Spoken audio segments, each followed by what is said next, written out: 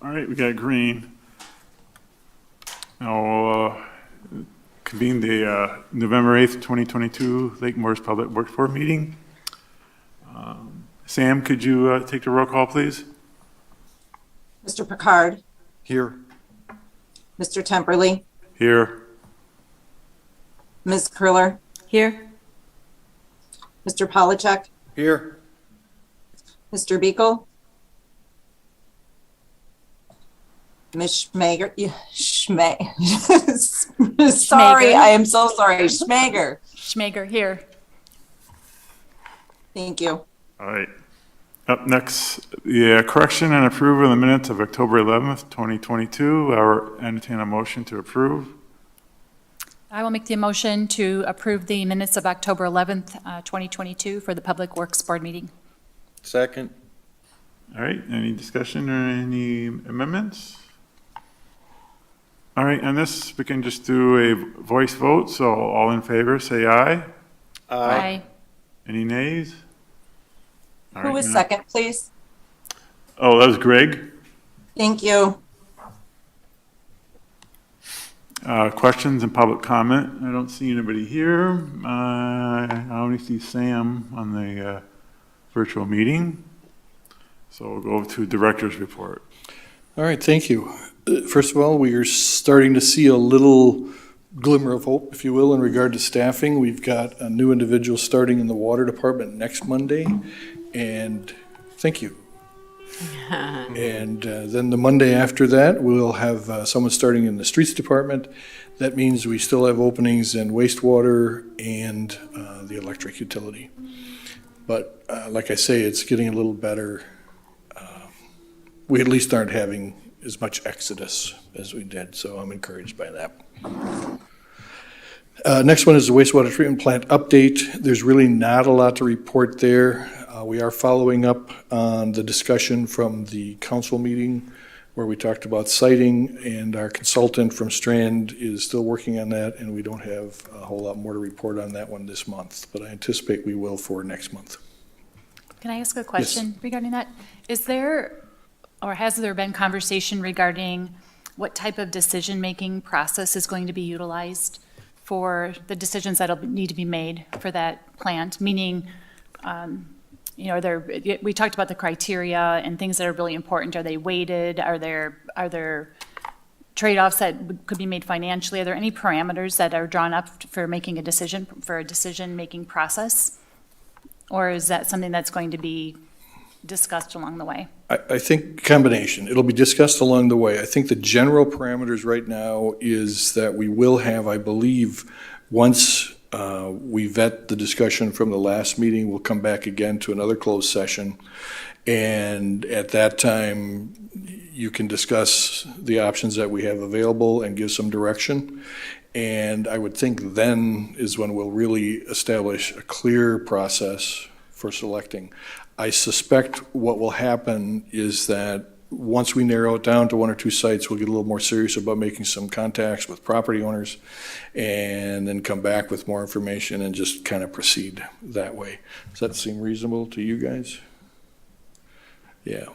Does that kind of give you a general understanding of how we're doing this? I just wasn't sure if there were some criteria that would be more important than others, and if that is a part of like a formal documented process regarding, how you might trade off different elements of criteria in a decision, like length, distance from point X to Y might be 3 times the cost. So maybe that is a higher priority than something else as an example. And so I just was looking to see if there has been or would be some formal process to support the decision. Understood. Go ahead, Greg. Well, so my question is more of a follow-up to hers. Is there a weighted scoring sheet that you usually have? Some type of, that's what we usually do when we do site selection.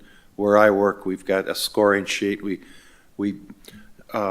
put site A against site B against site C, that type of a thing.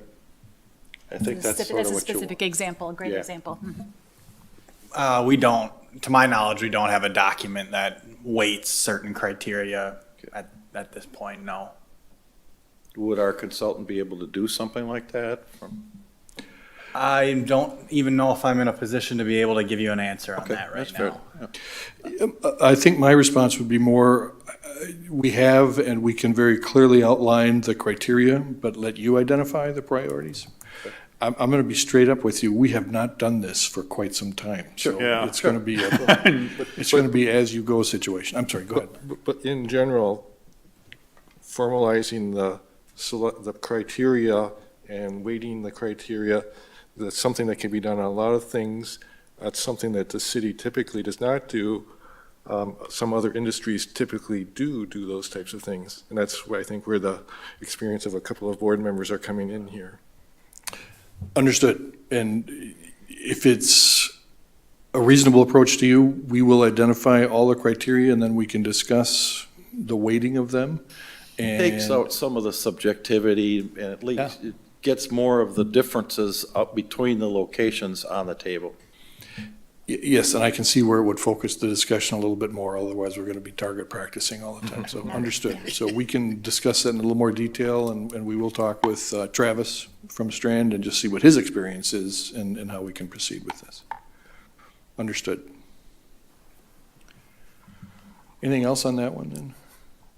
Okay, most of these are very quick, so I'll just tell you the UTV situation is that we have been in contact with the local club. They are working on making the signs that will go on the city governed streets, if you will, and then we've also got a permit application into the state to get all of the, all the signage done for Highway 89.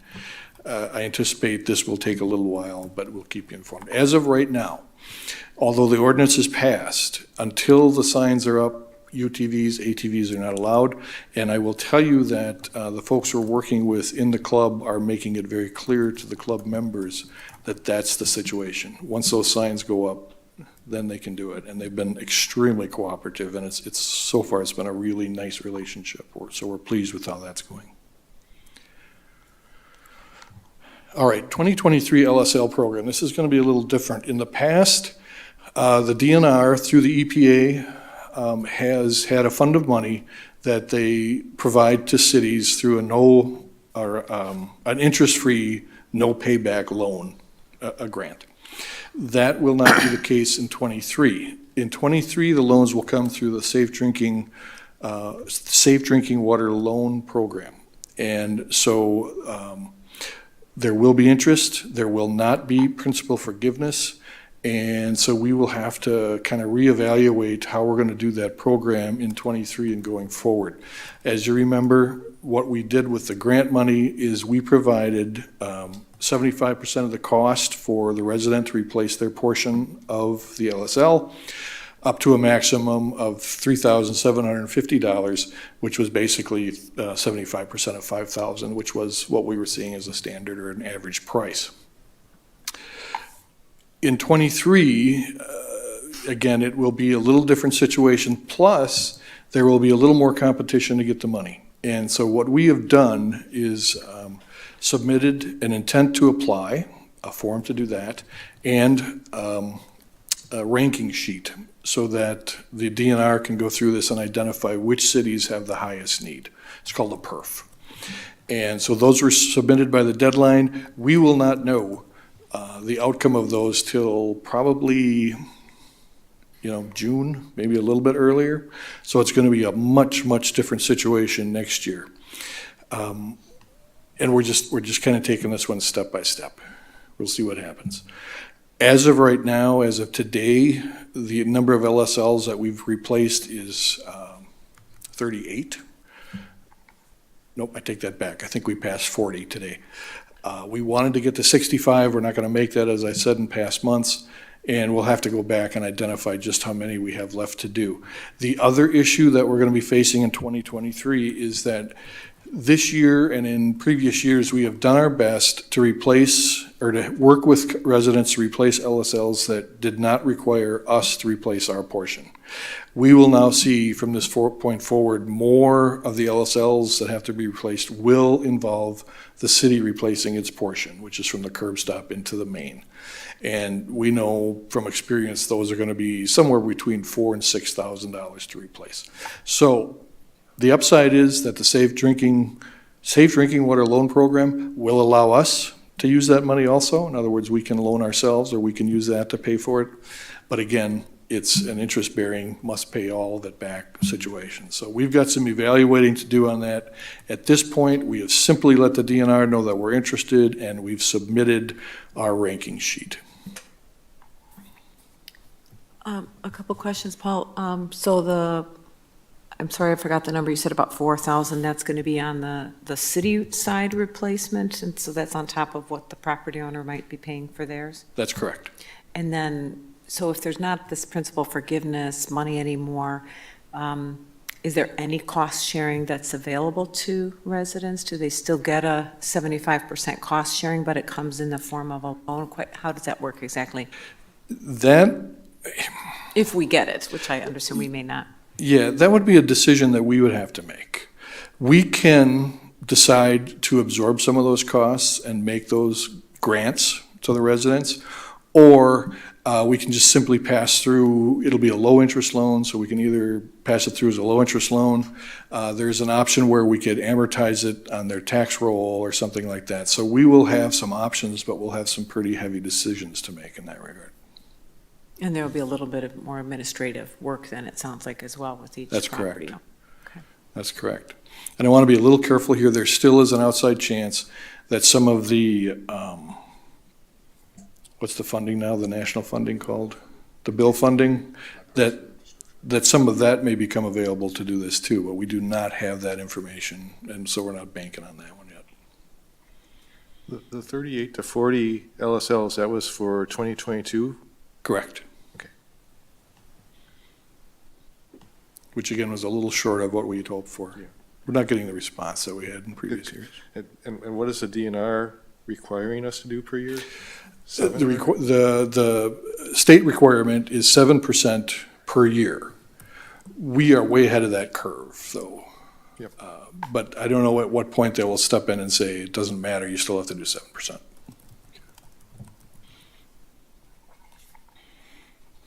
Good there? All right, very good. Ferry Drive, if you drove down Ferry Drive in the last week or so, you'll notice that it was a wee bit of a mess. If you recall, we had both the sewer and the water mains break there, and so we decided to do some emergency repairs to actually eliminate the sections that we were having trouble with. And so that basically went from just a little bit north of Phillips down to if you know where the lift station is on Ferry. So we replaced both water and sewer for that distance. Water was pretty standard. We had to dig in the street, put in plastic pipe because the cast iron pipe or the metal pipe was not breaking. It was literally rotting or rusting away. We have some theories on why that happened, but we know that plastic will be the better offer there. So that was taken care of first.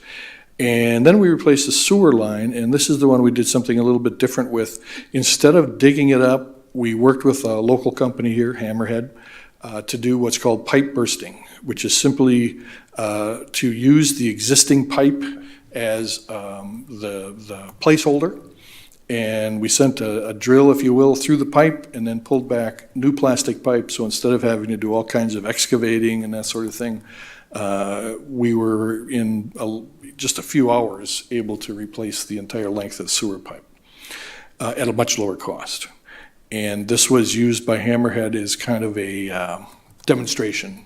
They did some filming of it, and we will hopefully look at that in the next few months of how this process works, but it's a really innovative process.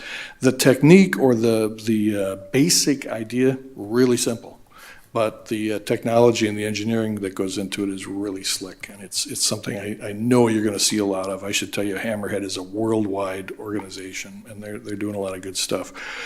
So now all that's left to do on Ferry Street in this regard is paving, and we're going to be working with the county to actually pave that tomorrow.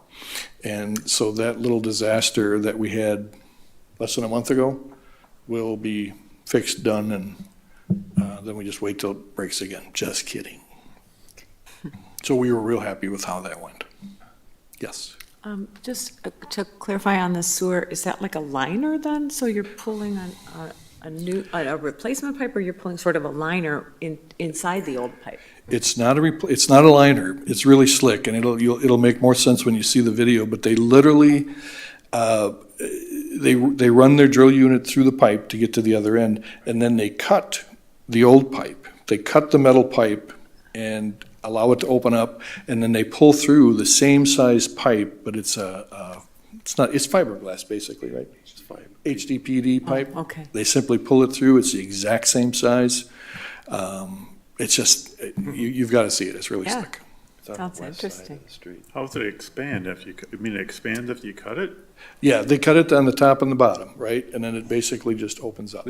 They probably force it open, right, to enlarge the whole thing. Like an eggshell or? Yeah, you've seen expander bits, right? Where it's a kind of a cone-shaped drill. Yeah. That's exactly what they do. So they're pulling a cutter head in front of that HDPE pipe, Right. and that cutter head is basically filleting the old pipe Okay. open, and then the new pipe is sitting in the old pipe. But the old pipe has now been filleted open. Very interesting, as Paul has said. And just to clarify, this was not the gravity sewer. This was the force main that ran from the lift station up to Phillips. So the existing sanitary sewer that is in Ferry is still there. But that one, to your point, Lisa, that is a potential for a lining in the future, Oh, okay. which would also be a non-trenching activity, and something that Bill and the wastewater treatment plant is looking at as a possible solution there in the future. But the issues were in the force main and in the water main. And Dwayne, correct me if I'm wrong here, the water main replacement was about 140,000? And then I'm gonna be close, and then the sewer replacement, because of this technique, was about 40,000. So for less than 200,000, we were able to replace a pretty good length of two pipes, so it was cost effective also. I have a question. Yes, please. Can you, there are quite a few significant projects. Well, Ferry obviously was not one that you had on your game plan for the year. You had Oak Street, and then there's the West Lake. How do you handle the communication to the customers that are impacted? I happen to live on Ferry, and so I know you, thank you very much for fielding calls from many of my neighbors. They had shared that they had chatted with you about the project on our street, but I was curious what the customer communication project is. When you click on South Ferry online, it was blank, and so it was very hard to, and I'm not sure about Oak Street, because I saw some communications from businesses going out at the time, but is there a communication process or plan for those that have significant disruption in the neighborhood? The initial answer to your question is we did not do as well as we should have.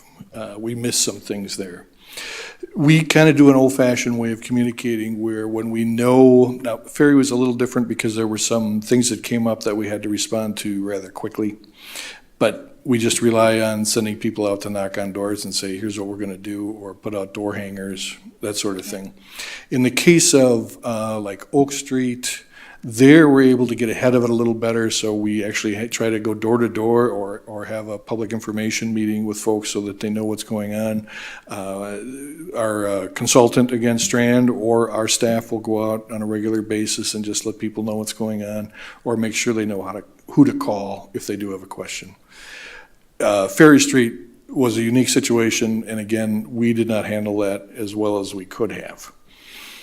Now, we are, if you remember in the budget, we have an answering service, some funds budgeted for that, and that's a two-way communication.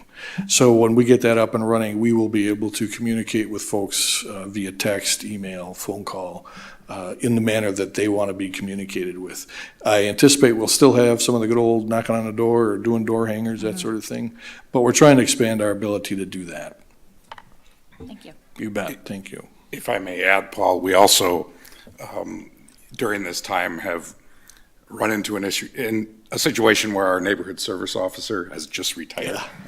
And he has been instrumental in that communication especially on Oak Street and many other projects, communicating with property owners. He just was, what do I want to say?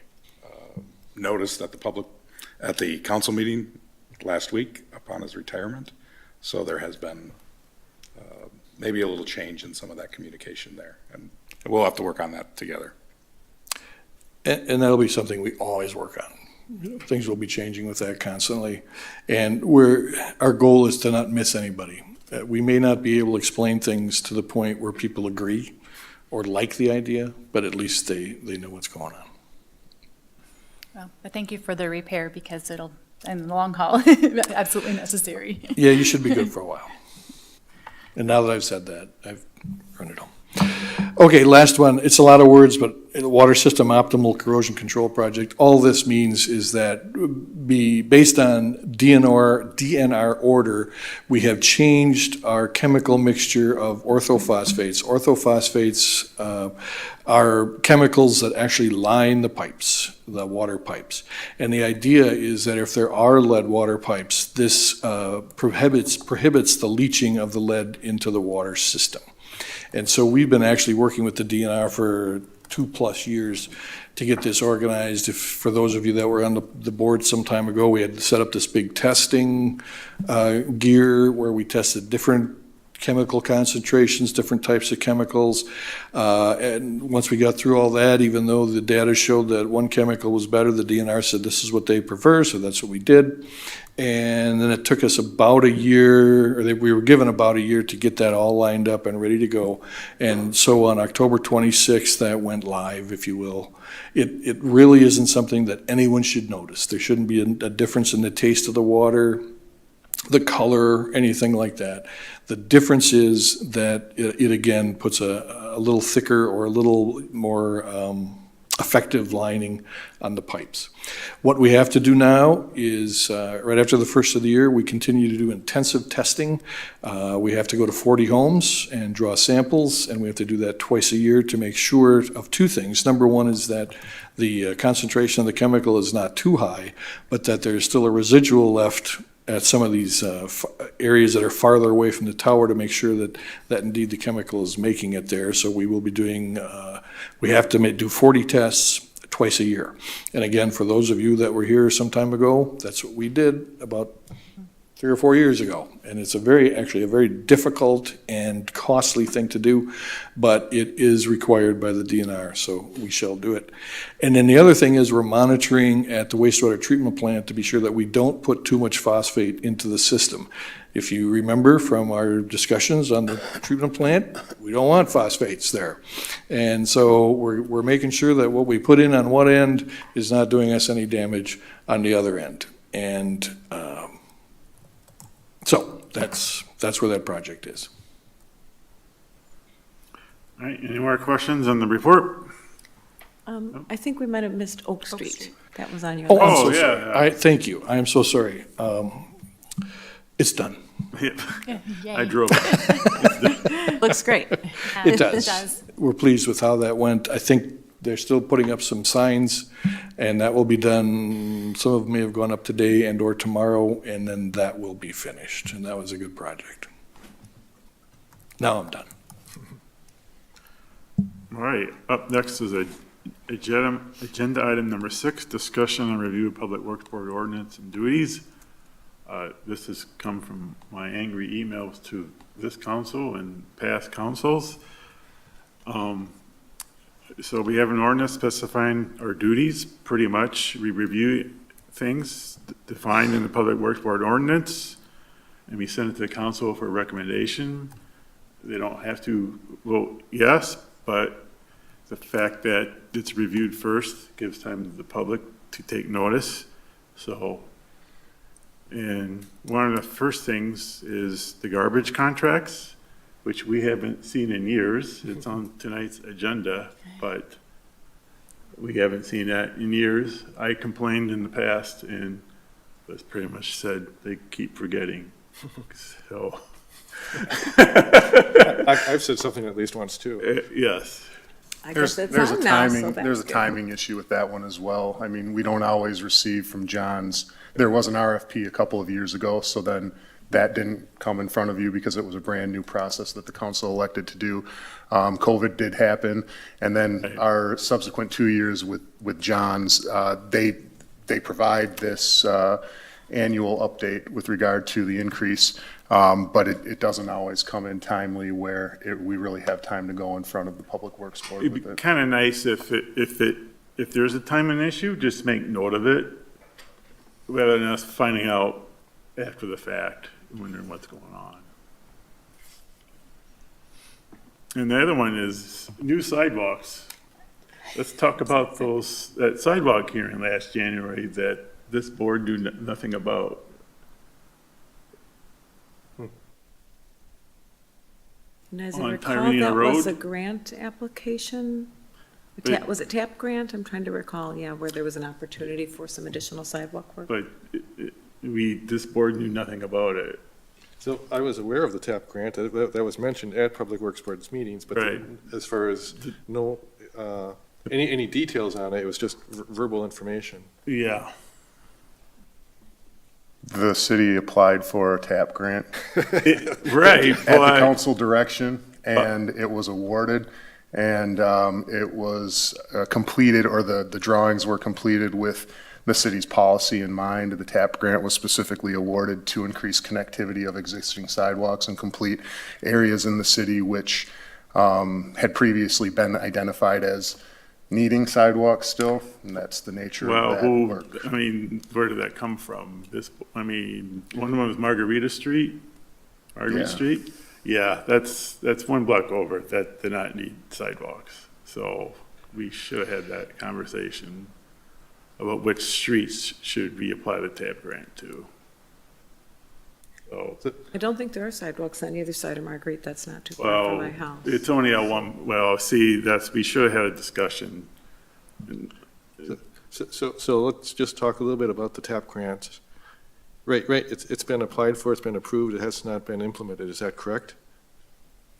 There are approved plans, and right now, the city's consultant, Single Source, is acquiring limited easements or in some cases, permanent easements with regard to the placement of the sidewalk in accordance with the plans that were approved for the TAP grant application. So the application is not yet completed and sent in? The grant has been awarded, and I Yes. believe construction is going to occur next spring. Thank you. Okay. So my involvement, very limited involvement in this, was always kind of pushing for sidewalks on Tyrannina Road, especially the area that doesn't currently have sidewalks, which is east of Mulberry Street. And this, I believe, includes that section, correct? That is correct. But the other streets, we could have a discussion. And so the TAP grant was something that the city manager, I would say, pursued? I don't think it was solely the city manager. It was completed at the direction of the city council, as Yeah. I recall. Yeah, and then it is a little confusing to me that it never went through the Public Works Board? And there's no requirement that it does. I mean, the city council can take action without your acquiescence or your recommendation Right, but our ordinance says we make recommendations for new sidewalks. when asked by the city council. See, that's, That's a little I'll unclear to read me. the state statutes and read the ordinance oh, again. Dan's probably right, but it makes the council look I am. bad. So, What? kind of makes the council look bad. I mean, Well, the council can utilize its boards and its commissions as it sees fit. So I'm looking at page 3 of the memo that Attorney Drescher prepared, and it provides section C, which is, part of our duties. And I think it would be fair to say you could read it both ways, that, it certainly gives the Public Works Board broad responsibility over both new and existing sidewalks. It doesn't specifically give the board authority over grant applications, and so I think you could sort of look at it either way. I think we definitely, I was on the council when we reviewed that grant, and we certainly had the insight from staff, who have been advised by the Public Works Board over the years on, what are the areas that need work.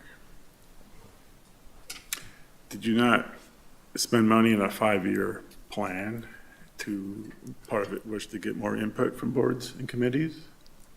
That was For the vote. strategic plan? Yes. Yep, we did. We So adopted a how's strategic that? plan in September. So, I mean, to really, I mean, you just admitted the language can go either way, but you purposely did not solicit our opinion on new sidewalks. Well, I'm not sure if it was purposeful, but you're Oh. right. We didn't go through a process of referring that TAP grant application down to the Public Works Board. We have referred other things. The council has referred down to the Public Works Board. So I think we are seeking additional input. The ATV ordinance would be a good example of that, where we did ask for input.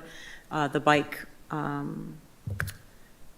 route coming from Brookstone or downtown, whatever that is going to look like, that was an issue that, constituents had contacted the council, and so the council has asked the Public Works to look at that. So I think we're trying, as we go, to refer things to boards where we want to get some more input.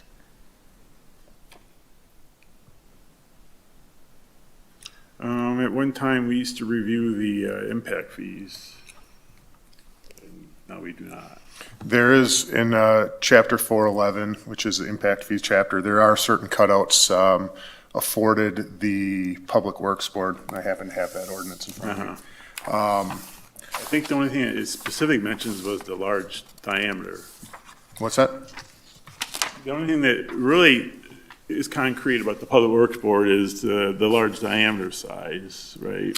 No, I actually didn't see anything with regard to, so yes, in circumstances where a service is, I can't remember what the exact numbers are. Let me look at the ordinance. Yeah. But you're right, large ones, there is a statement with regard to determination of fees by the Public Works Board.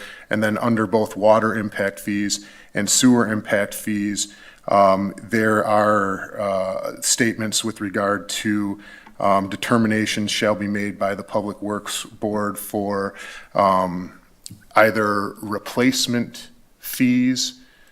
So when a service has existed for a certain amount of time and they need to upgrade it, what an appropriate fee there is in both sanitary sewer and water. And I think that is the limitation of their scope. Let me quick read this again. Mm-hmm. And so the other aspect of that, that's in like 411.9 is, section 411.9 is water impact fees. B under that section reads, certain fees do not apply in cases where an existing building is being hooked up to an existing water lateral or to a water lateral that has been replaced or repaired unless the size of the meter is increased. In cases where an increase in the meter occurs, the differential between the existing water service and the expanded water service shall be the basis for determining the applicable impact fee, and such determination shall be made by the Public Works Board. When I read that, I think that's kind of a similar cutout to the Public Works Board having some authority to determine appropriate fees for larger size services. It's pretty non-specific in my mind, and they also provide a formula in ordinance with regard to annual increases, and then arguably that formula with regard to such determination shall be made by the Public Works Board based on the differential between the existing water service and the expanded water service. So there is some authority that is granted the Public Works Board under the impact fees chapter. I think it's relatively ambiguous, and I don't exactly know what the role of the Public Works Board should be there when there is a formula to basically determine what those fees are that is adopted in ordinance. It says it should increase annually by the Consumer Price Index, et cetera. So, yeah, it's a little bit of a wonky ordinance that I think, once again, like Ms. Curler stated, could probably be read both ways. Right, because it does impact the budget. Years Certainly. ago, we had 2 council members who openly advocated eliminating impact fees, which would affect the budget. So, Not recently, right? no, not recently, way before you. Years ago, yeah. So, Attorney Drescher, I think you're talking about, I'm looking at Section 411 of the code right now, and for example, 411-9 is the water impact fees. There's a Section C that says these fees shall be increased by resolution on July 1 of each year by a percentage amount equal to the consumer price index from the previous calendar year. Yeah, that's, So if I understand that, shall means it must happen, so it's not discretionary. And then the resolution would be by the council, right? correct. So are you saying that that does need or doesn't need a Public Works Board review prior to that occurring? Or? So I don't think that annual kind of standard practice of business increase needs to go in front of the Public Works Board based on this ordinance. I think it's a little bit confusing when you read that in light of B, which states that in these circumstances, the rate will be determined by the Public Works Board, specifically based on that differential when you're replacing or putting a pipe into service, essentially, a new pipe into service. Really, its replacement, though, is what B focuses on, and that's in both the water section and the sanitary section.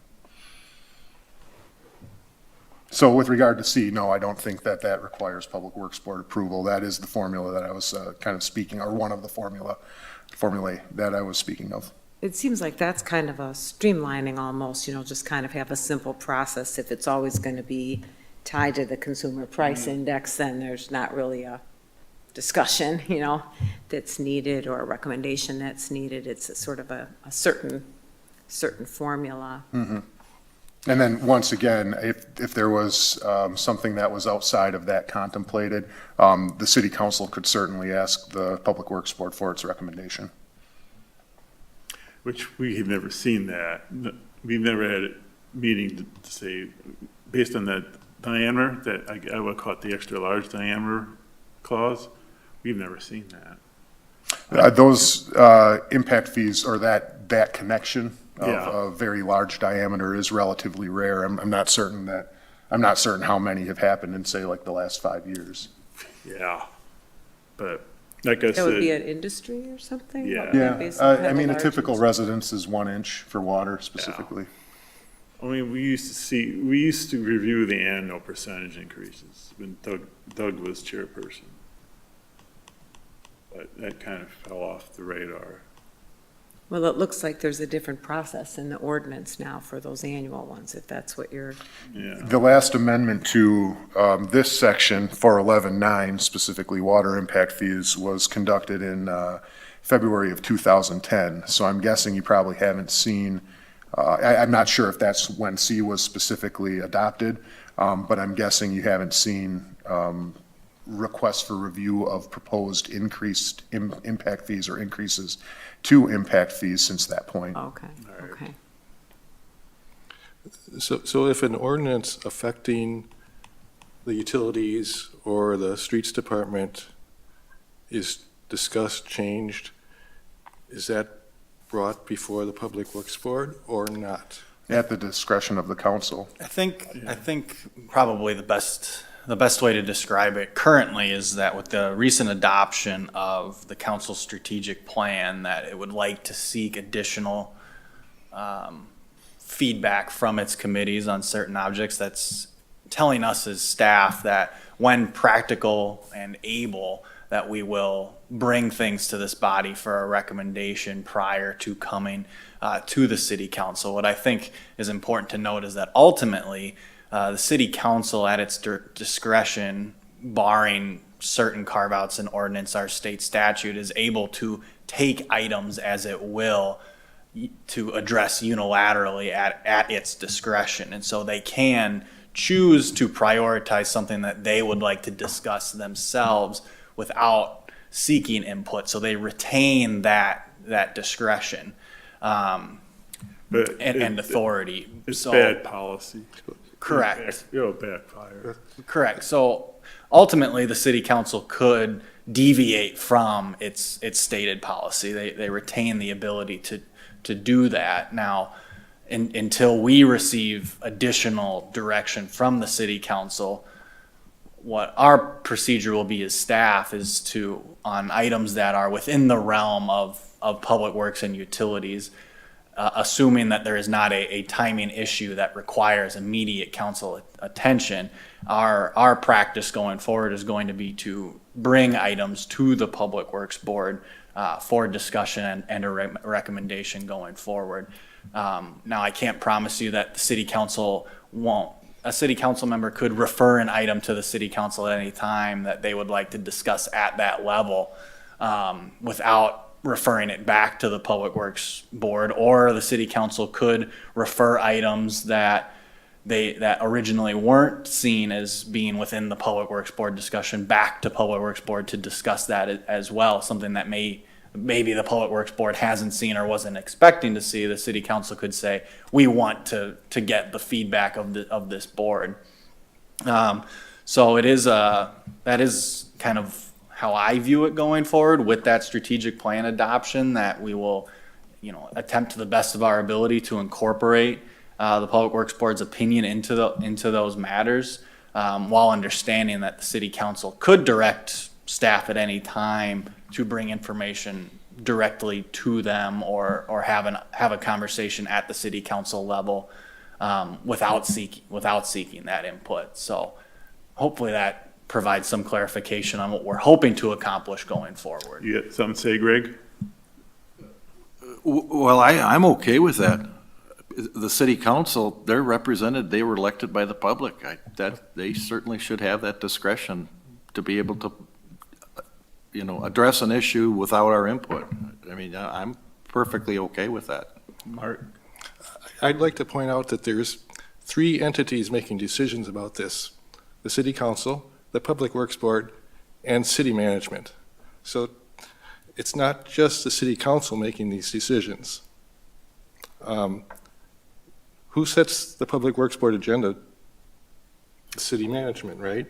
Well, at the end of each meeting, we have requests for future agenda items. And sometimes those are put on future agenda items, and frequently other things we don't talk about are put on the agenda. Right. I know there's and I believe this is an ordinance for the city council, that any 2 council members can, sort of ask to have something put on the agenda. Is there something comparable at the Public Works Board level for how something gets on the agenda? Yeah, I guess if that was the concern, I should have gone over the membership issues as well. Let me pull up that ordinance, and the answer is yes, there is a mechanism. I'm not sure that it states that, but there is certainly discretion in the parliamentarian, the president of the board, for agenda setting. So if that individual is approached by 2 members, that individual certainly could agenda set, could add that to an agenda for discussion or for action. And I think you nail a good point here. There is absolutely a relationship between administration and the boards in setting the agendas, in conducting the business of City of Lake Mills. How is that accomplished? What is the communication method? It's all of that can be refined, certainly. So I would like to pull up that ordinance, though, as I'm talking about it. And as you're doing that, I mean, I think I've observed that there's just sort of routine things that come along in a cycle, every month or every quarter or something like that. So there's some things that staff just know, okay, we need to do this in June or whatever. So let me propose something, make it easier for the council. Is it really necessary for you guys to vote on those reports that we submit to the DNR? Because I looked at Watertown, and Watertown, their Public Works Board, they just decide on the reports, because you're just going to rubber stamp them anyway, right? You mean like those CMARs? Yeah. I mean, less than your agenda item. I mean, it's up to you. I mean. The DNR does require the city council. Oh, they do? I was going to ask, that may be something that the state Yeah. requires. I know Council that one for sure. There's others that don't, but that one is very specific. Oh, okay. All right. And would that be an example of something that goes through Public Works first, right? So every year when you're doing your operating reports and things like that, then that goes through Public Works, Yeah. reviews it. As a former member of the council, knowing that Public Works Board went through it, just makes it easier. Yeah, absolutely. I don't think we spend much time on them because we know that they've had that review. So for setting the Public Works Board agenda, This city management puts items on the agenda. The Public Works president certainly has, I believe in ordinance, it says that they can, I don't know for sure, but I think that's true. And I've personally observed that if myself as a member asks for something to be put on the agenda, that the city management generally does cooperate. So, Yeah. so it's not, we're working together here, and that's fine. Yeah. I just wanted to point out, there was a lot said about city council doing this and doing that, and I just wanted to make everybody clear that there's another large player in the process, and that's the city management. And the city council and the Public Works Board can both direct city management to do things for the boards and the council. Yeah, when I was on the council, we were accused of doing things under the table. And I said, no, here's the minutes from the Public Works Board or the Planning Commission or the Parks Board. This has been out there for several months. It's been reviewed. Yeah.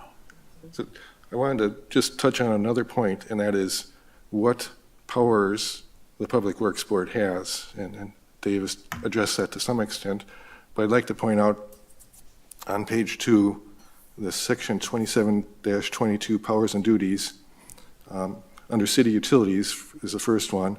The board shall have authority under section 66.0805, sub 6, Wisconsin statutes to provide operational control of all public utilities.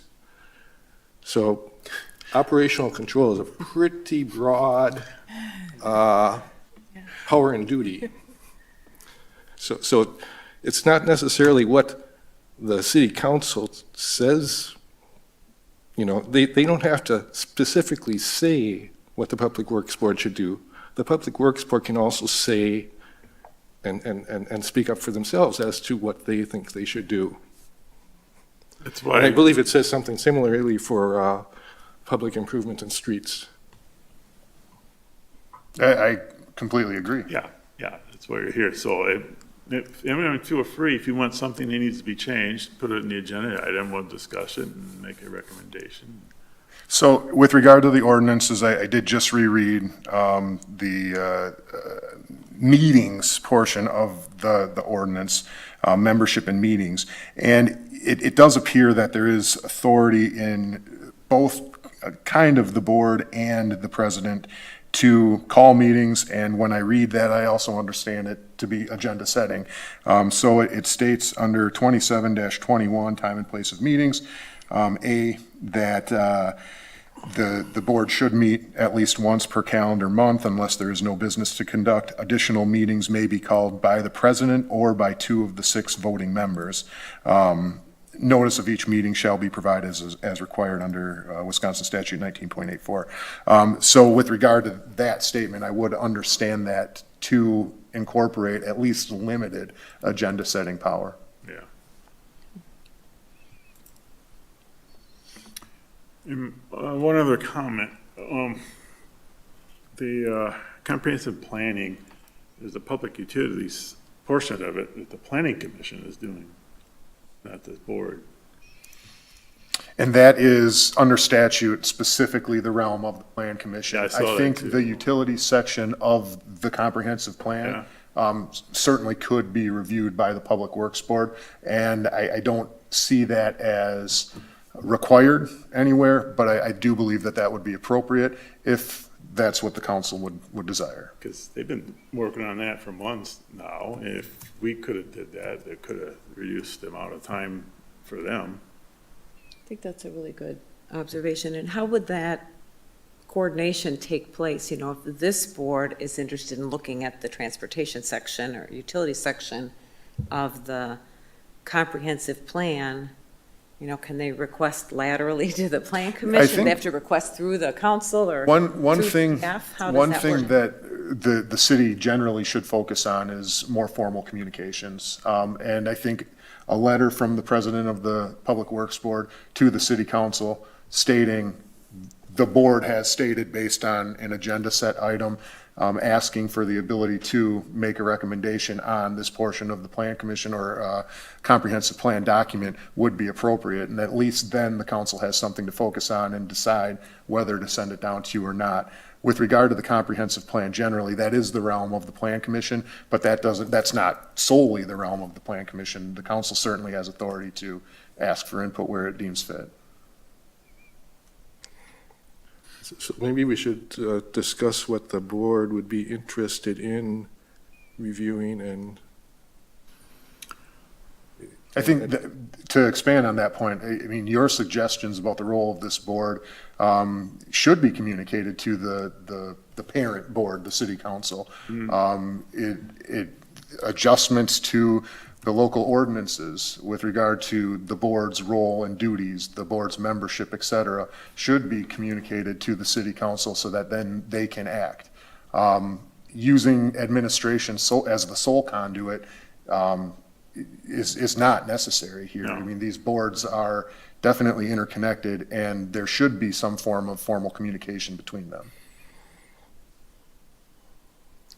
I don't want to speak out of turn, but I know that the council is interested in having a joint meeting with a number of the other boards, so that would be one place to have that conversation, and it would be on the record, and so in that way it would be formalized. I don't know what the council president is thinking about in terms of timing for scheduling that, so an alternative would be that this board could, put something on our agenda for next time to talk about what kind of a communication do you want to make to the council? Some of the bigger cities, there's a standing strategic plan committee, which is made up of all the heads of all the boards. Oh, okay. That's accurate. There's the way, one step the council has taken with kind of the reformation of the council that has occurred over the last 2 years is requested a review, not necessarily a review, but commentary on the adopted minutes of specific boards and committees. All boards and committees that go in front of them, where the council representative has the opportunity to speak to the city council regarding the public works board activity, the plan commission activities. And I think that activity could certainly, legally, could certainly be expanded in our current. Because when Dan Stevens was president, he would convene a meeting, just invite he'd invite all the board members and ex-city council members. We didn't have staff, so we spoke freely. We didn't bash staff, but we spoke more freely, but that worked rather well. But like I said, other cities, there's an outstanding committee. Because it's nice to know what the other boards are feeling. If they feel they're not getting enough money for their high priorities, it's just nice to know what constraints there are for other departments. It help us evaluate what we're proposing so we don't go overboard and take more than what's needed from the pot. Does that make sense? I mean, you would hope that, increased communication like that would increase continuity, would create new efficiencies in the level of service, et cetera. Yeah, and I think one of the challenges that we have in maintaining good communication, although we have the minutes that the council receives from all the subordinate boards, we don't get them until they've been approved, which means they're at least a month out. And sometimes occasionally a board may not meet. Parks Board, didn't meet all summer, so then you don't see the May minutes until October. And, so there can be a communication lag when you get into that kind of situation. So, I personally am very interested in any other ideas people have for how to improve that communication. Right now, I'm interested in your idea about that strategic planning committee. I mean, right now, it's the responsibility of our city manager to implement the strategic plan that the council has set and to, as he said, follow that direction and look for ways to increase the communication with the boards. So that's all I have. I don't think we need to be changing the ordinance. It sounds like the language is either this or that, but if the council could just do more of an effort just to say, hey, this didn't go through the Public Works Board, send it back to them.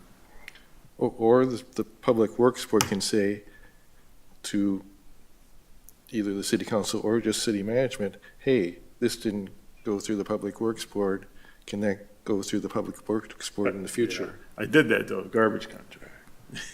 And so now we've got So it on proof is in the tonight, so pudding. you were listened to, I think, so now we've got it on tonight. Yeah, so, So something that a long time ago, this board was involved with that hasn't been in the last 10 years or more is new impact fees. And I don't know if any new ones even have been done. No, they're actually like the, what's the room downstairs called? The community center. Yeah. That impact fee is actually, should be abolished at this point, probably removed from ordinance because we aren't collecting it. The building is paid off and, I don't believe that there is an intent to collect that moving forward.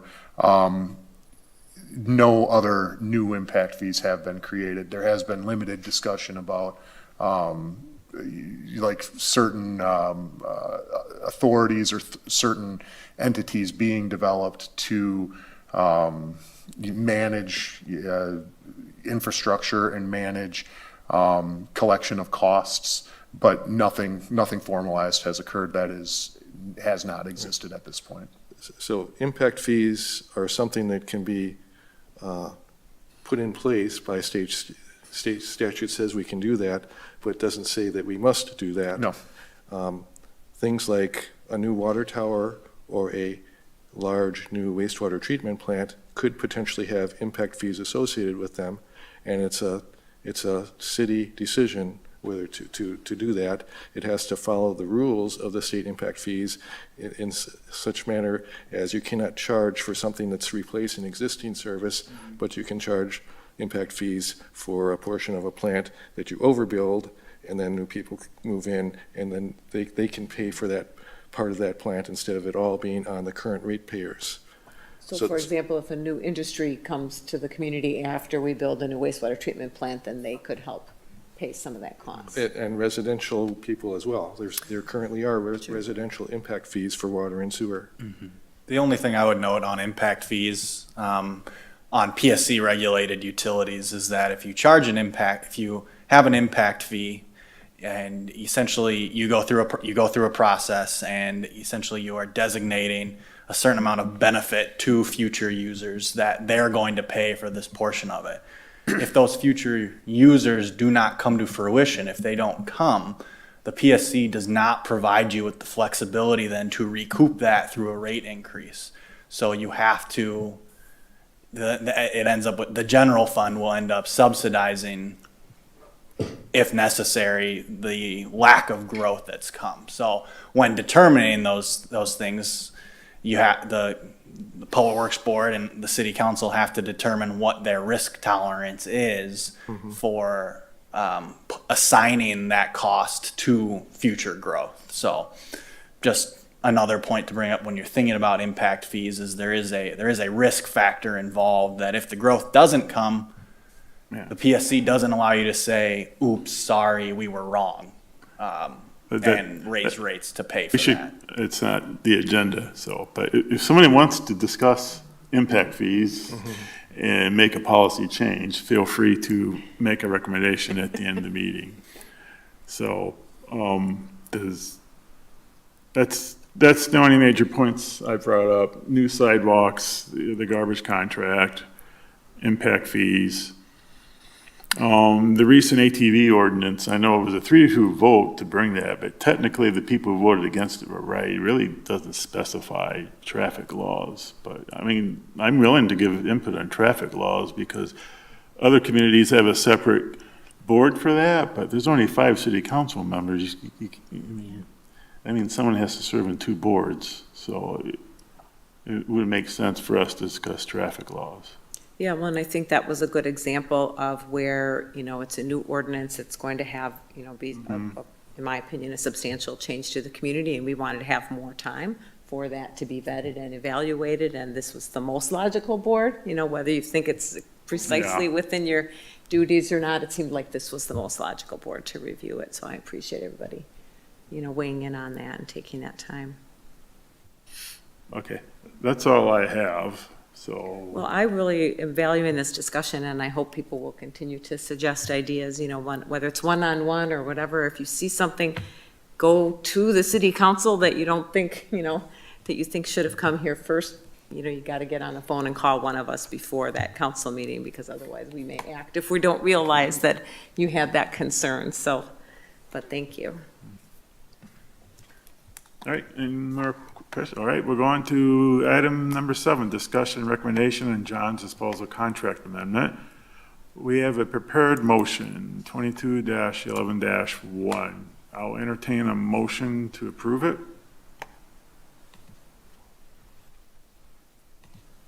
We need a motion before we discuss. Right, generally, it's a good idea.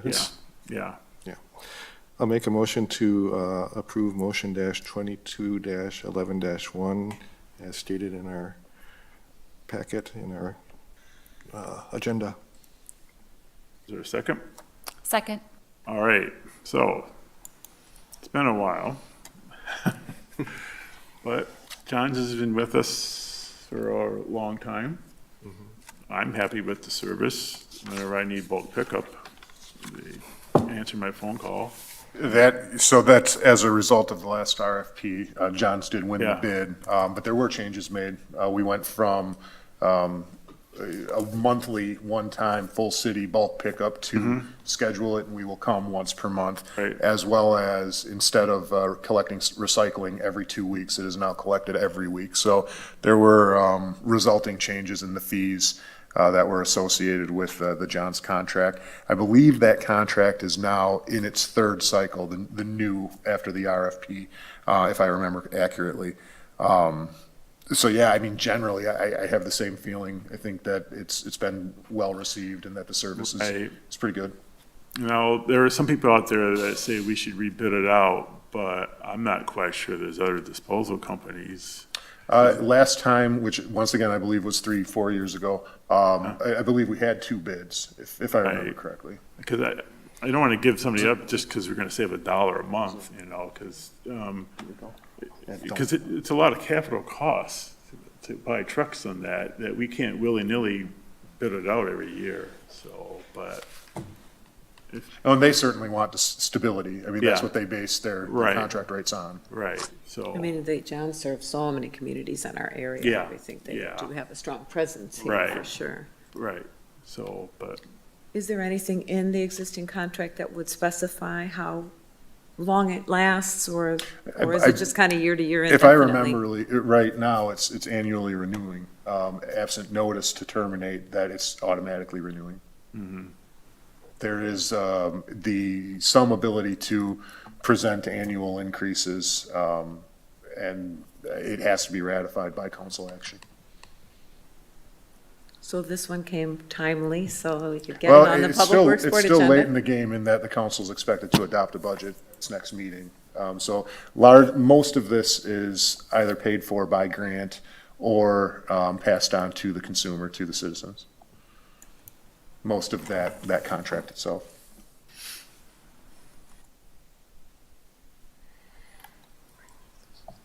Yeah, that's the one. I was wondering how many bids we had. all right, What triggers Johns to send us this? They increase their prices annually. Right, and when do they send it to us? What determines when they send it to us?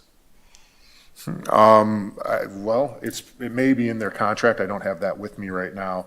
I would assume that there is a point in time in fall each year where they are expected to present us with their new proposal, and the expectation would likely be that there's adequate time in between that period of time and the new year to facilitate new service if necessary. Right, and I'm just suggesting that should be, the Public Works Board meeting should be calculated into the time. So if that time is not the right time, city management, please talk to the Johns about adjusting that time so that the Public Works Board can see it. Yep, seems appropriate. Thank you. all right, any more questions? I just had a question about how I was trying to understand the grant and its relationship to the consumer charge. Just how you make the decision to push it appears like all but 2 cents, unless there was a typo, of the charge onto the consumer versus the grant picking up the increase? So I just didn't understand how the grant think it's- played in with the, Yeah, it's largely based on what we anticipate that grant to be. We're anticipating that it's gonna be similar, and so then we calculate how much of a, you take the rate that residents are paying, how much could you reduce that rate by that the grant could then cover that hole that's created by it not coming in through grants, but it's being paid for from sorry, it's not being paid for through the rates, but it's being paid for by the grant that's coming in. And so based on what we expect that grant to be, based on historical data, that reduces the amount that we need to pass on to the end user because we have another revenue that's covering that cost. so there isn't a risk that that grant would be significantly less, so that you'd end up not It's passing on enough? It's historically been stable, so Okay. it's not Okay. a concern we have right now. Obviously, if we ever received notice that there were going to be material changes to that grant program, we would have to adjust our planning on that, but it has been historically a stable source of revenue. Thanks.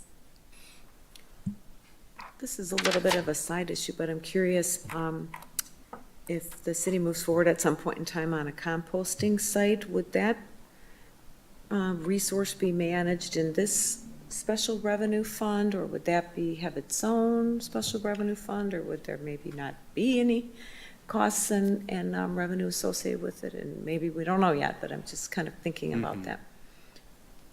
Sam, I assume we would set up a special revenue fund to keep it out of the general fund expenditures due to the expenditure restraint program. So since it would have its own revenue source, we likely would set it up similarly. I don't know if it would be in this exact account, but does that sound correct to you?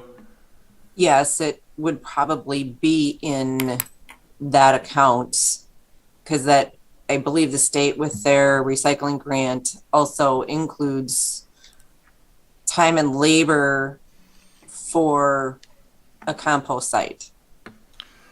You know, the last Okay. official meeting we had on that was inconclusive about whether or not we were going to do it.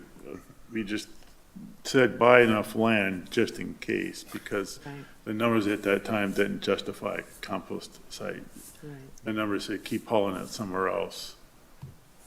So, And I guess I was more just curious rather than making any kind of recommendation. So, but that would be something that staff would sort out the options to figure out how that, if a composting site were created, how that would need, how that budget would need to be Yeah, managed. I would imagine it would be set up as a special revenue fund to account for that, the revenue dedicated towards that service coming in to pay for it.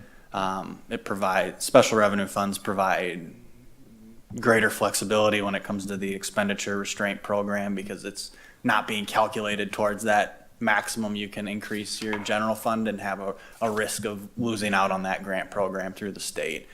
So we would certainly take advantage of it where we're able to. all right, any more questions on the contract? All right, Sam, can you do a roll call vote, please? Mr. Temperley, Aye. Ms. Schmager, Aye. Mr. Picard, Aye. Ms. Curler, Aye. Mr. Polachek. Aye. Motion passes 5-0. All right, a recommendation for future agendas. I do not have any. Did any board members have anything? This board has not talked about a compost site in probably 2 years. I think we should put that on the agenda. Yeah, yeah. It's been brought up a lot by the council members. I'm thinking, did they decide something? There's been a line item in the budget for a couple of years, I think, just to, make sure that there's. Yeah, it's make sure we're on the Money same page, because the flagged last meeting for we had doing- was, it's like, no, It's like 2 years ago. I think more than that. We directed the city manager to purchase land, Yeah, which never happened. yeah. So, all right, so we're gonna talk about compost site. And anything else? The staff want to warn us of anything? Can you give me a little more on that? What you want to discuss, what kind of information you want or need? Oh, yeah. So I have certain thoughts on what should occur with composting. So I'd like to be able to express those under an agenda item. And I'd like to know what the city management or council thoughts are currently on composting. So just brief us on what you've been discussing at council meetings, and Mark will, yeah. I mean, Just be a discussion item then? Yeah, you're yeah, oh, yeah, thinking? Not yeah. any kind of a recommendation coming out of it? no, Okay. something like that needs months. It's Talk about, go home and think about it for a month and come back. So do you need information on volume and capacity and things like that? Yeah, we had that at the last meeting, that we more had. than 2 years ago, wasn't it? With regard to the existing service and the existing site, Yeah. yes. Generally, as I recall, there was direction given, a recommendation, that the council, I believe, also ratified, to acquire land for future development of a compost site. That conversation, from my perspective, has kind of melded into the wastewater treatment plant. And that kind of a combo site has been definitely in consideration. No acquisition of property for a compost site has occurred at this point. There are a number of sites that have been discussed, but nothing formally has occurred. Because I found videos of them. I didn't realize you need to hire somebody to run it. Is that correct? And I believe there was a lot of discussion on whether or not that site would be, the overall logistics and operations of the site, whether it would be manned, whether there would just be a key fob, what's the extent of the services that would be provided at that site. And my recollection is that the recommendations that was provided included scalability. Yeah, it was, Vicky Right, we're not Schmidt going brought to- that up. We're not going to incorporate a recycling center right now. We're not going to incorporate composting rather than just dumping and storing. Yard waste, Well, yeah. okay, so we have a lot to talk about, Yes, the agenda item, so we'll do that, there's a lot of moving parts there. yes. So that'll be something to discuss next month, so.